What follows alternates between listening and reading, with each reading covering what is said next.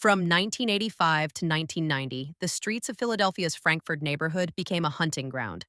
Women were being brutally murdered, their bodies left behind like violent whispers that something dark was stalking the city. The media called him the Frankford Slasher, a name that conjured images of alleyway ambushes and blood-stained sidewalks. But decades later, the case remains steeped in uncertainty, controversy, and the chilling sense that the real killer may have walked free. The victims all had disturbing similarities. Most were middle aged women, many with ties to the local bar scene. They were found in or near Frankfurt, raped, stabbed, and left for dead, often with their bodies posed in eerily deliberate ways. The killings weren't random explosions of violence, they felt ritualistic. The killer seemed to take his time, choosing his victims carefully before attacking with a fury that screamed of rage and power. Police eventually arrested Leonard Christopher, a quiet black man who worked at a fish market near the scene of one of the murders. He was convicted for the 1990 killing of Carol Dowd, whose body had been found savagely mutilated in a rear alley.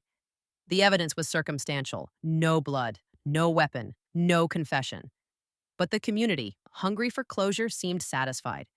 There was just one problem. Another woman was murdered while Christopher was already in custody.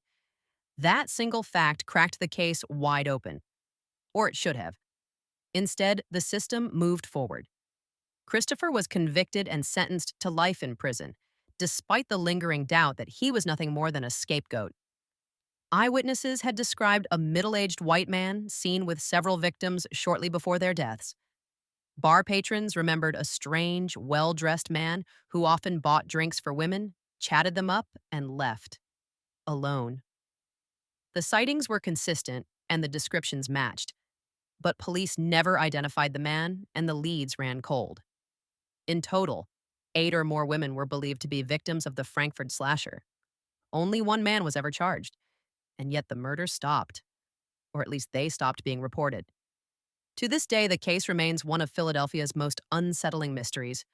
Was Leonard Christopher the killer? Or was he a convenient arrest that buried the truth?